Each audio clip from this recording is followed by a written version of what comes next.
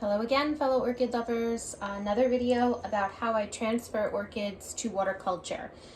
So in this video, I decided to take on two different types.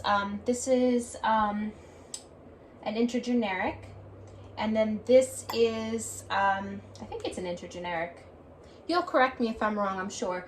But it's a fine-rooted, orchid that has an Oncidium-like growth in that it has a pseudobulb and fine roots and all that kind of stuff. So I took one of those types of orchids, and then I also have a Dendrobium here that we're going to cross over. And the reason why I'm doing these together is I don't want to do too many videos and kind of overwhelm everyone. And then you could just watch whatever video applies to the type of orchid that you would like to try in waterculture or we're thinking of trying in waterculture. So I did these two together because I grow them very similarly.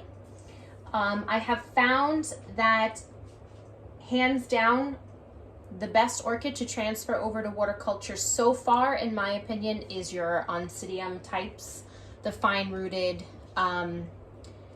orchids, intergenerics, Oncidiums, odontoglossums. Those types of orchids seem to handle the crossover the best, in my opinion.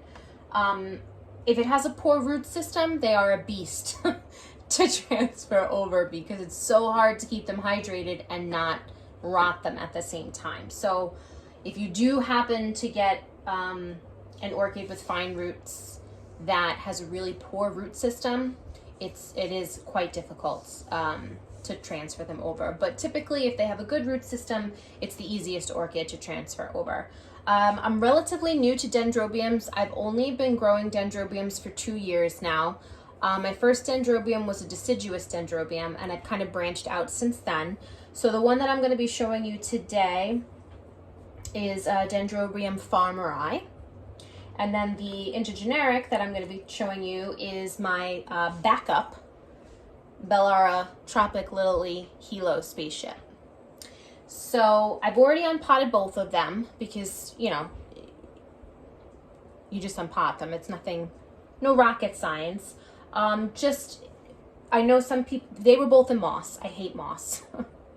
I know some people swear by it, but it's so hard to get out of the roots. But anyways, I had a Dendrobium that I got a couple months ago that it took me 2 weeks to get all the moss out.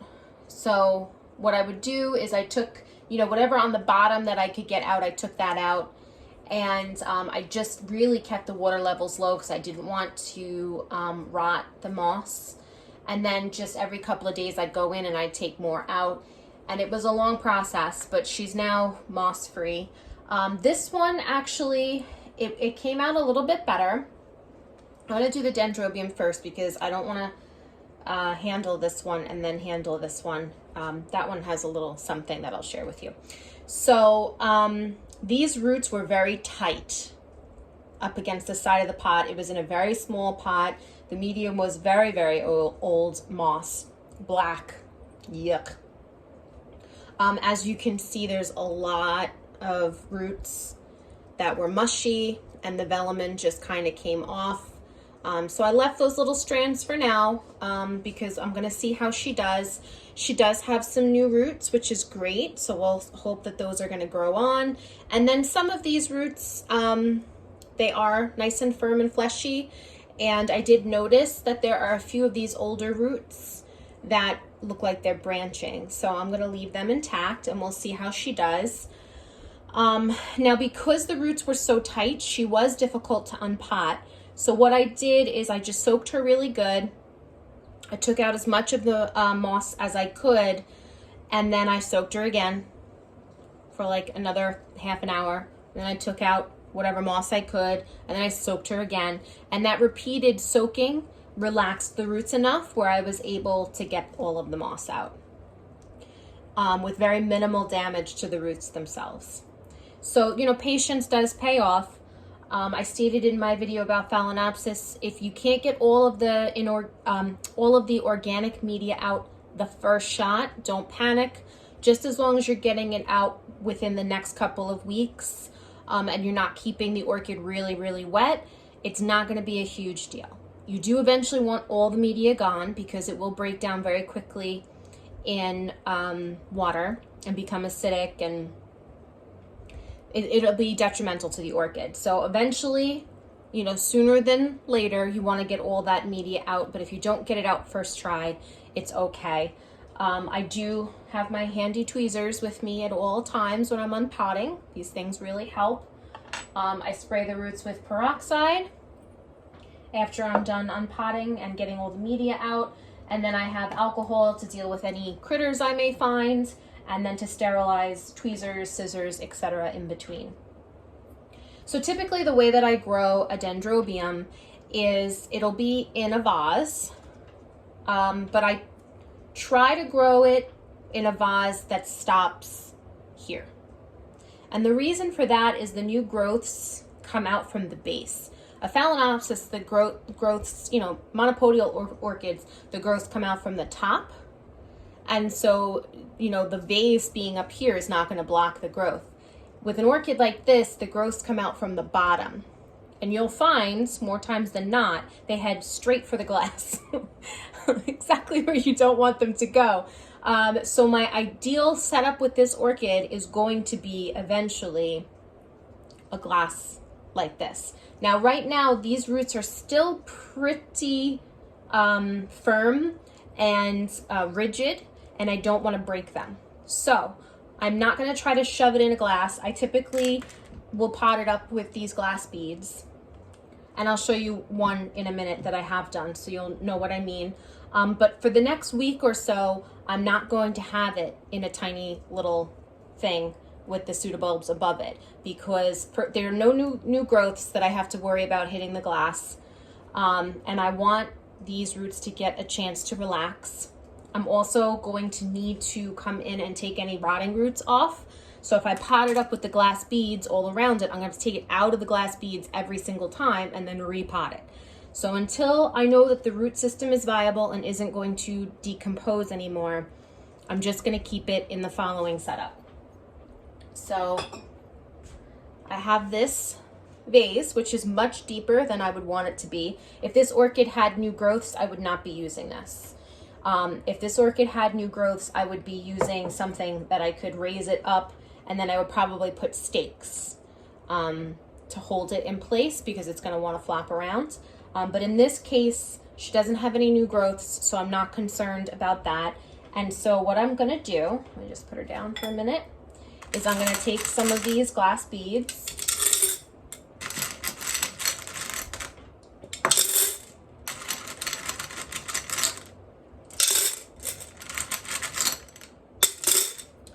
and I just put some glass beads on the bottom. Okay, so the orchid is going to go into this container. See, and there's plenty of room for the roots to go in without scrunching them, so they can relax over time. And you see how the roots are just resting on those pebbles? So the reason why I do this is because my Dendrobiums are very thirsty. And so I'll put the water up and they'll have drank it within a couple of days, and then the roots go bone dry, and that's not good. When I do the pebbles, I put the water the same level I would as if there's no pebbles, but when the water level goes down, there's still humidity in the glass because the pebbles have water in them. So even though the roots themselves are not actively sitting in water, it buys me another day or so before I have to water the orchid again. And in that way, I'm letting the orchid have a little bit of a break from the water.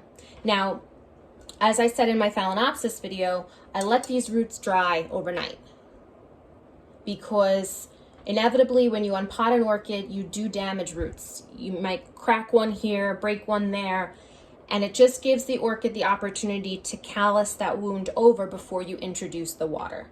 And I found when I don't do that step, I do have more root loss. But when I do let the orchid dry out, they do a lot better. They cross over a lot better. Again, you want to be careful though. Don't let it go too long because you can kill the roots that way too if you let it dry for too long. because you have to remember this orchid is used to being in very tightly compacted moss. So it's used to being humid and damp at all times.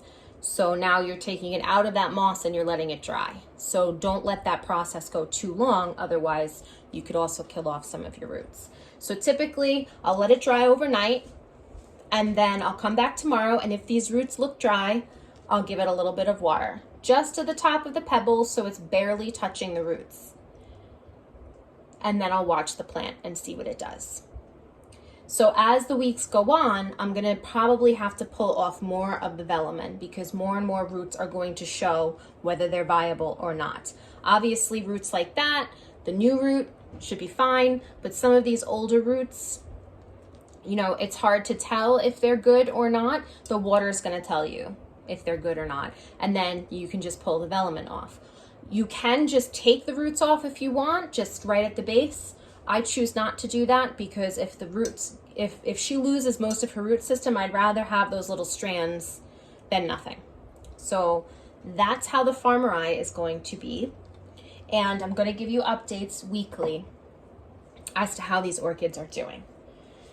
So I'm going to show you the tropic lily next. So this is my backup tropic lily. I purchased this plant, not this particular plant, but this particular Bellara maybe 2 years ago, because I love the blooms, and she died on me. So I decided to purchase her again when I saw that the nursery was showing, you know, more plants. And then they put it on 50% off. So I decided to get a second one. So the one that I purchased first, she's in full bloom. As you can see, her blooms have opened up. She's doing really good. Nice extensive spike. And I have her in this type of cup, this type of vase, because again, their growths come from the base. So if I put her in something that goes up around her, as the growth is growing, it has a tendency to get stuck. And in this case, she wants to flop backwards, and this is where the new growth is. And so I have a little system that I rigged up to her spike to tip her forward so that the growth will have plenty of room. Now, typically what I would like to do is put the glass beads in there to raise her up a little higher in the glass. So that will come with time. I'm constantly, as I get new orchids and they're adjusting to my environment, I constantly am changing the containers until I find one that works well for the way they like to grow. And what I mean by that is some of these fine-rooted orchids, they don't like their roots disturbed. They want to grab a hold of the media, get down in there, and just hang on and leave me alone. And I found that out. My Catatante is that way. My Wilsonara is that way. So right now they are in vases that are completely filled with these. They're sitting on top and their roots have grown all down in the medium. Now, I don't mind that because this is inorganic. This is not going to break down. Every once in a while I flush the glass, but these are not going to retain nutrients like barkwood or mosswood, and they're not going to break down. So that's fine with me. Then you have some orchids that don't want to grow down in the media. You give them the opportunity and they really don't care. Examples of this are my Twinkle. My Twinkle has no desire to put her roots down in the media. And my Saiku Marguerite, no desire to put her roots down in the media. Extremely thirsty plants. I gotta water them constantly, but no desire to grow down. So you gotta kind of figure out what plant you have. My Wilsonara, I could not get it to bloom. It was growing pseudobulbs, it was healthy, I couldn't understand it, and it was because it didn't like not having anything to grow into. It wanted that. So as soon as I satisfied that, she bloomed for me, and she has bloomed every time. So just a little something for you to think about. Not every orchid is the same, so you want to find out what works for each one. So with this, orchid, I unpotted her. I usually, with Oncidium types that have these pseudobulbs, I usually do what I call the test. So usually I take a pseudobulb off and I check for infections. I did that with her, and unfortunately that pseudobulb was the bulb that held both sides together. So now I have 2 plants, but it's worth it to me to find out if I have an active infection, because first of all, I want to make sure that I'm not cross-contaminating with this plant to my other plants. I don't want them to get infections. And second of all, if I know, I can treat it and the plant will live a long and happy life. If I don't check and I wait for the plant to show me that it's sick, it might be too late to save it. So even my healthy plants, I check.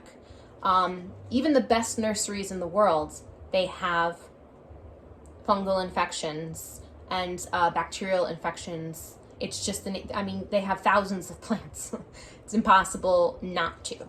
So that doesn't upset me or worry me or anything like that. It doesn't make me hesitate to buy most of the time. I mean, if you're buying from a place and every single plant you're getting from them is sick, that's probably not a good sign. But if you're buying from a place and the plants are generally healthy, every once in a while you get one that has an infection, it's not, you know, the end of the world. So anyways, when I was unpotting her,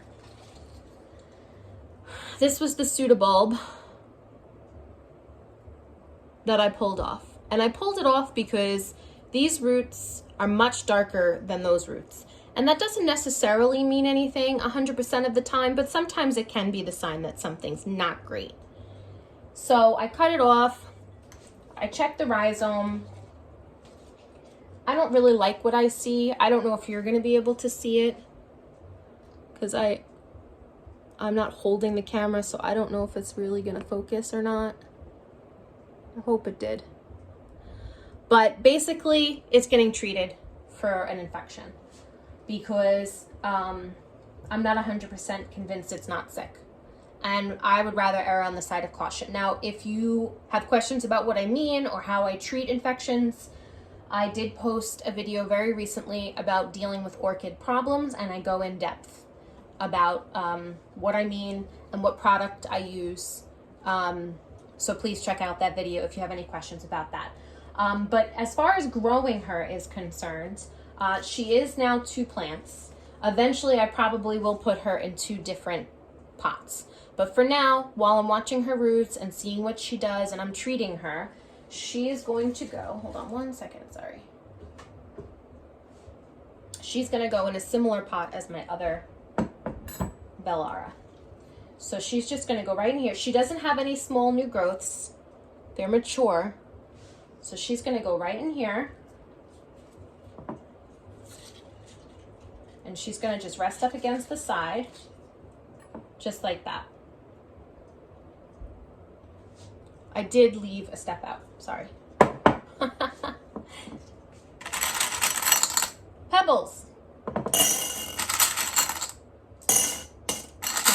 So just like the Dendrobium, I want to still provide her moisture even when she's not actively being watered. So I will give her some water, again, tomorrow, once the roots dry off. I will give her some water, but then when it's no longer on her roots, I'm sorry, I'm too high. When it's no longer on her roots and it's just down in the pebbles, she'll still have at least some humidity. So she won't be completely dry at any time. Because these fine-rooted orchids, they don't do well if you let them like significantly dry out. So that's what I'm doing with her. Now she has 2 spikes. She has this one here, and then she has this one here. I know you probably can't see the tall one. There you go. So we'll see how those progress. I recently got some very sick orchids from a supplier, and one of them had a spike. I'll show you. So this one, and it's not even the right plant, by the way. The flower is not correct. So not only was it a sick plant, it wasn't the correct plant. So you can see the pseudobulbs were all wrinkled. The roots are not even alive. I use old pickle jars, old salsa jars, all kinds of stuff to grow orchids in. But anyways, she bloomed. I treated her for fungal infection. She basically has no roots. Her pseudobulbs are super dehydrated, and yet she still bloomed. She only got 2, but that's good enough for me. So hopefully she'll make it. This is what she's supposed to be, but I'm pretty sure that's not what she is, because that don't look anything like it. But anyways, so just to let you know that a fungal infection is not the end of the world. They can be saved. Now, I just wanted to also show you, going back to the Dendrobium. The Dendrobium, eventually I'm going to pot thusly. So this is my microchip. So the microchip used to be in a deeper vase, and I had to move it out because its new growths came from the base and were getting stuck on the side of the glass. Can you see those new growths? See that there? And then we have one on this side. They were getting stuck on the side, so I had to put her really high up in a glass. So I have the pebbles, I have water, and then she goes in and I put additional pebbles on top to just keep her in place. I did also put a stake because she wasn't 100% stable in there. So her roots are going to start growing down into the pebbles. As you can see, they're already starting to do that. I just watered her again. She was dry. She's a thirsty girl. So yeah, that's eventually what's going to happen with my Farmeri. This is, my ideal setup for my Dendrobiums. And some of my Oncidium intergeneric types also prefer to be potted up like this, and some just like to be resting on the pebbles and don't care about growing into the pebbles. Now, the pebbles are really cheap. You can get them at the dollar store. And again, to me, I know some people use rocks or like lava rock or something like that. I prefer the pebbles just because to me it's a smoother surface. It's easier for me to clean. I do flush my pots once a month. So to me, it breaks down those solids that might have accumulated a lot quicker. But you can do whatever you feel is comfortable for you. I do have one orchid potted in river rock, and so far so good. She's doing pretty good. So, and she's another fungal infection survivor. So fungal infection is not the end of the world. So that's my Dendrobium and my Oncidium / intergeneric / fine-rooted orchids. That's the way that I usually deal with them. And again, I'm going to give you updates every week how they're doing. Whatever changes I make, I'll try to hold off and do them on camera for you. If there's like an emergency situation and I don't have time to film a change that I make, I will update you, as soon as I can. But that's basically it. I'm going to do one more video, and it's going to be how I grow my Cattleya types in waterculture, and that's because it's a little bit different even than what I've already showed you. So I hope you guys are all having a great day, and I will talk to you next time.